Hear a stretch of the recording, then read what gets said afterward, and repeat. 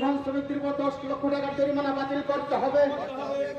এই কেন্দ্রীয় সরকার কর্তৃক সারা ভারতবর্ষে পরিবহন শ্রমিকদের উপরে কালা আইন প্রত্যাহারের দাবিতে বিক্ষোভ চলছেই চলবে।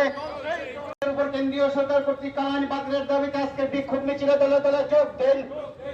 সারা ভারত হবে দুর্ঘটনায় অভিযুক্ত চালকের 10 বছরের জেল প্রত্যাহার করতে হবে।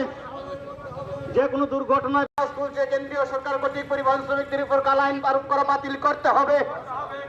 নাইলে পরিবহন শ্রমিকদের সংগ্রাম চলছে। অবিলম্বে পরিবহন শ্রমিকদের উপর কালা আইন আরোপ করা বাতিল করতে হবে। কেন্দ্রীয় সরকারকে অবিলম্বে পরিবহন শ্রমিকদের উপর কালা আইন আরোপ করা বাতিল করতে হবে।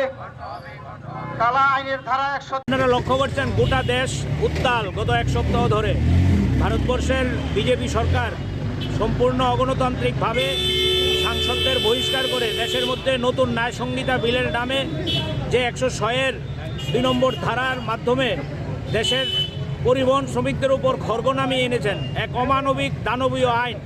এই আইনের মধ্য দিয়ে ড্রাইভারদের রুটি রুজি বন্ধ হয়ে যাওয়ার অবস্থা। গোটা দেশ উত্তাল হয়ে উঠেছে। শ্রমিকরা রাস্তায় ইতিমধ্যে নেমে এসছে। এই আইন অবিলম্বে প্রত্যাহারের দাবিতে বিজেপি সরকারের এই স্বৈরাচারী নীতি অবিলম্বে বন্ধ করার দাবিতে all India route transport workers federation, যেটা আমাদের ত্রিপুরা রাজ্যে টিএমএসইউ, অটো, ই রিক্সা, বাস, ট্রাক সমস্ত শ্রমিকদের নিয়ে একটা ফেডারেশন, এই ফেডারেশনের আহ্বানে আমরা ইতিমধ্যেই দাবি তুলেছি অবিলম্বে দেশের বিজেপি সরকারকে ন্যায় সংহিতা বিলের এই যে দানবীয় ধারা এটাকে বাতিল করতে হবে এবং ড্রাইভারদের জন্য প্রয়োজনীয় সুরক্ষার ব্যবস্থা করতে হবে। পরিবহন সংগঠনগুলোর সাথে কথা বলেই প্রয়োজনীয় আইন সংস্কার সেখানে করতে হবে এই দাবিতে। এবং অবিলম্বে এই দানবীয় আইন প্রত্যাহারের জন্য আমরা আজকে আগরতলা শহরে TMSU, Tripura auto rickshaw workers union, Tripura e rickshaw শ্রমিক ইউনিয়ন, টিআরটিসি কর্মী ইউনিয়ন, পরিবহন শ্রমিকদের এই সংগঠনগুলো নিয়ে এই মিছিলের আহ্বান করেছি।